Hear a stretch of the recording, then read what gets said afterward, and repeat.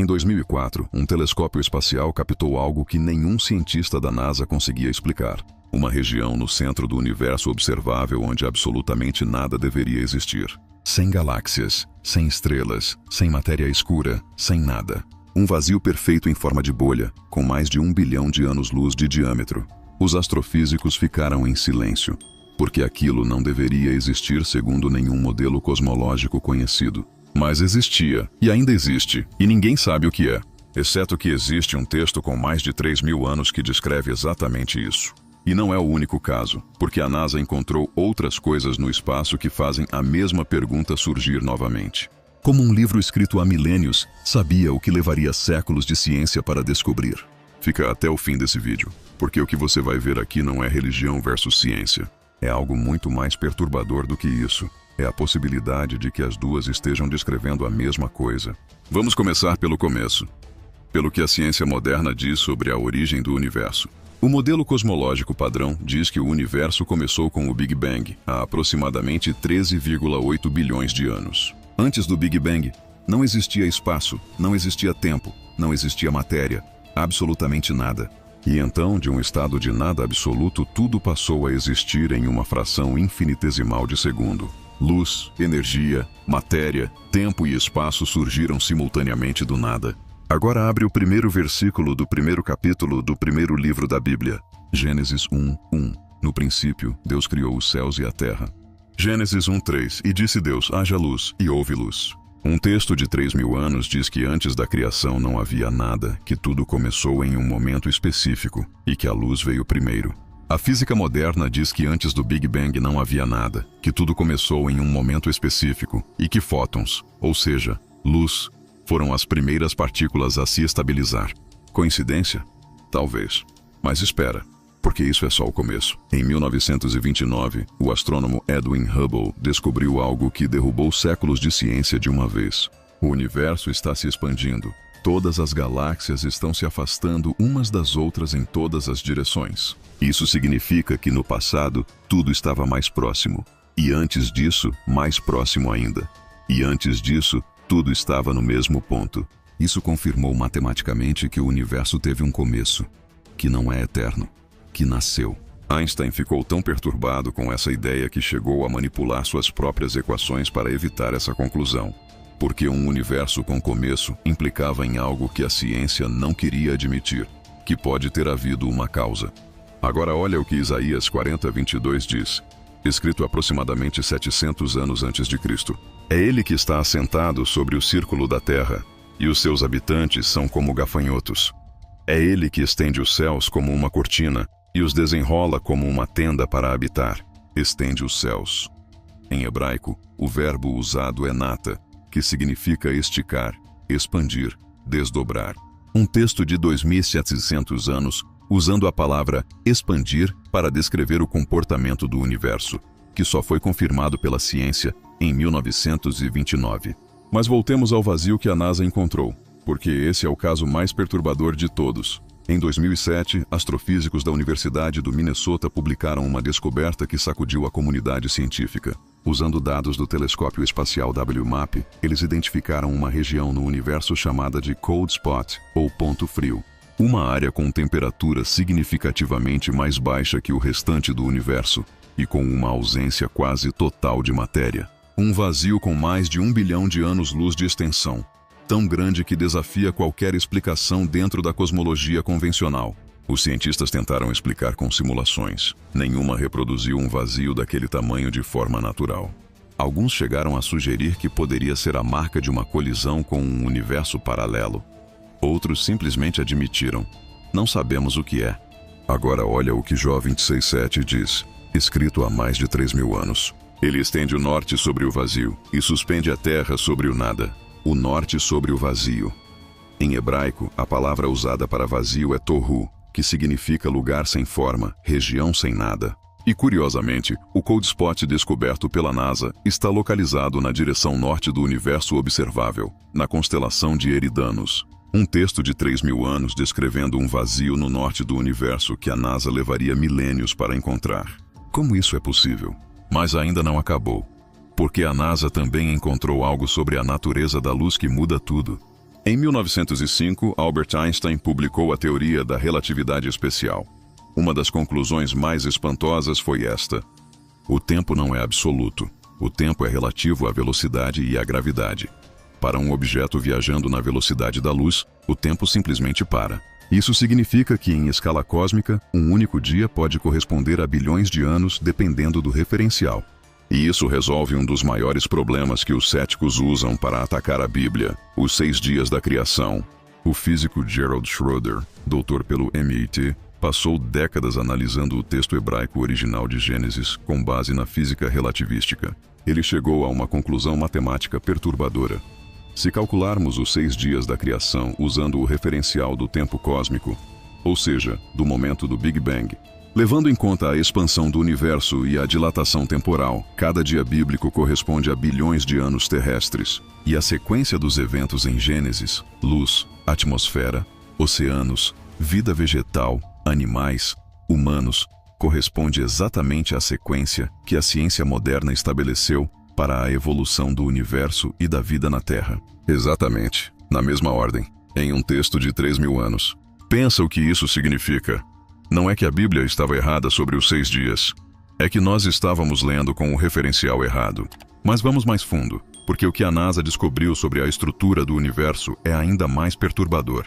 Em 2013, o telescópio Planck mapeou com precisão sem precedentes a radiação cósmica de fundo, que é o eco do Big Bang. O que eles encontraram deixou a comunidade científica desconfortável. O universo não é caótico. Tem uma estrutura. Tem uma orientação. Existe o que os cientistas chamaram de eixo do mal. Um alinhamento de anomalias no universo que aponta consistentemente em uma direção específica. E mais perturbador ainda, esse eixo parece estar alinhado com a posição da Terra no universo. Estatisticamente, a probabilidade de isso ser coincidência é menor que 1 em 1 milhão. Os cientistas chamaram isso de problema do princípio de mediocridade. Porque toda a cosmologia moderna assume que a Terra não tem nenhuma posição especial no universo. Mas os dados dizem o contrário. A estrutura do universo parece organizada em relação ao nosso planeta. E a Bíblia, no livro de Gênesis, diz que a Terra foi criada antes das estrelas, que foi o primeiro lugar habitado, que tem uma função central na narrativa do universo. Por séculos isso foi ridicularizado como pensamento primitivo, como geocentrismo ingênuo. Mas os dados do telescópio Planck estão sugerindo algo que nenhum cosmólogo queria admitir. Talvez a Terra não seja tão medíocre quanto assumimos. E por que isso importa? Porque não é sobre religião, é sobre a questão mais fundamental que existe. O universo foi feito ou simplesmente aconteceu? Existe uma área da física chamada de ajuste fino do universo, e ela é responsável por algumas das noites mais longas que os físicos ateus já tiveram. O universo possui constantes físicas. Números que determinam como a gravidade funciona, como as forças nucleares se comportam, como a matéria se organiza. E esses números estão calibrados com uma precisão tão absurda que se qualquer um deles fosse minimamente diferente, o universo não existiria. Não existiria da forma que conhecemos. Não existiria de forma alguma. O físico Roger Penrose, ganhador do Nobel, calculou a probabilidade de o universo ter surgido com essa precisão por acaso. O número que ele chegou é 10 elevado a 10 elevado a 123. Um número tão grande que não existe forma de escrevê-lo completamente. Para ter uma ideia, o número de átomos no universo observável é 10 elevado a 80, um número infinitamente menor. Penrose disse que a probabilidade de o universo ter surgido assim por acaso é tão pequena que a palavra impossível parece otimista. E o que o livro de Provérbios 8:27 diz? Quando ele preparou os céus, eu estava lá. Quando estabeleceu o compasso sobre a face do abismo. Compasso, precisão, medida. Em um texto de 3.000 anos descrevendo a criação do universo com palavras que evocam exatamente o que a física chama de ajuste fino. Mas agora, chegamos ao ponto mais perturbador de todo esse vídeo. O que a física quântica descobriu sobre a consciência e o universo. A mecânica quântica, que é a física das partículas subatômicas, descobriu algo que contradiz radicalmente o materialismo científico. Uma partícula quântica existe em estado de superposição. Ela está em todos os lugares ao mesmo tempo, em todos os estados possíveis simultaneamente, até que alguém a observa. No momento em que é observada, ela colapsa para um único estado, uma única posição, uma única realidade. Isso significa que o ato de observar não apenas registra a realidade, ele a cria. A consciência não é um subproduto passivo do universo. Ela participa ativamente da realidade física. O físico John Wheeler, um dos maiores cosmólogos do século XX e colaborador de Einstein, passou os últimos anos de sua vida desenvolvendo o que ele chamou de universo participativo. A ideia de que o universo não pode existir plenamente sem um observador, de que a consciência é parte integral da estrutura do cosmos. E o livro de João 1:1 diz: no princípio era o Verbo, e o Verbo estava com Deus, e o Verbo era Deus. Em grego, verbo é logos, que significa razão, palavra, consciência, princípio ordenador. Um texto de 2000 anos dizendo que no princípio de tudo havia consciência. Não matéria, não energia, consciência. E a física quântica está chegando à mesma conclusão por um caminho completamente diferente. Então, o que tudo isso significa? O que a NASA, o telescópio Planck, a mecânica quântica e Roger Penrose têm em comum com Gênesis, Isaías e Jó? A resposta honesta é que ninguém sabe com certeza. A ciência não prova a existência de Deus. Isso está além do método científico. Mas o que a ciência está mostrando, cada vez mais claramente, é que o universo não se parece com algo que simplesmente aconteceu por acaso.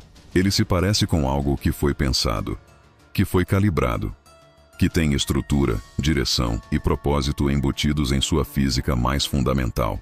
E os textos que descreveram isso há milênios, sem telescópios, sem aceleradores de partículas, sem física relativística, merecem pelo menos uma pergunta honesta.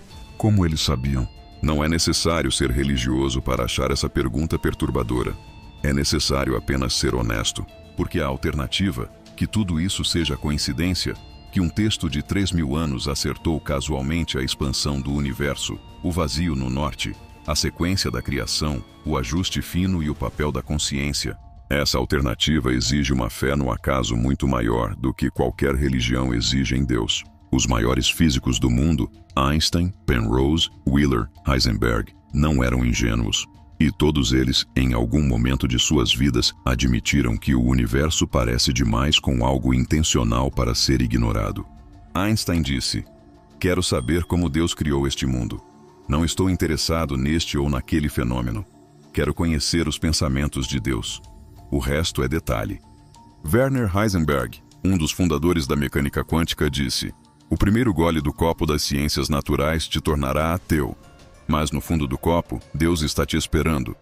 Não são palavras de homens simples.